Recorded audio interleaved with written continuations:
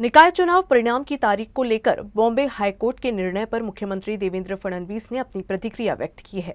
मुख्यमंत्री ने कहा कि न्यायालय के आदेश का पालन सभी को अनिवार्य रूप से करना होगा। साथ ही उन्होंने राज्य चुनाव आयोग के निर्णय पर प्रश्न चिन्ह लगाते हुए कहा कि आयोग भले ही स्वायत्त संस्था है, लेकिन उसका दिया गया निर्णय निर्धारित नियमों के विपरीत रहा। अजून मी काही निकाल वाचलेला नाही, पण तो जर खंडपीठाने दिलेला निकाल असेल तर तो सर्वांना मान्यच करावा लागेल। पण आता जवळपास गेले 25-30 वर्ष किंवा त्याहीपेक्षा जास्त मी स्थानिक स्वराज्य संस्थांच्या निवडणुका पाहतोय, पण असं पहिल्यांदा घडतंय की घोषित केलेल्या निवडणुका पुढे चाललेल्या आहेत, त्याचे निकाल पुढे चाललेले आहेत। मला असं वाटतं की एकूणच ही जी काही सगळी पद्धती आहे, ही पद्धती काही फार योग्य वाटत नाही। अर्थात खंडपीठ स्वायत्त आहे, त्यांनी निकाल दिला तो सगळ्यांना मान्य करावा लागेल।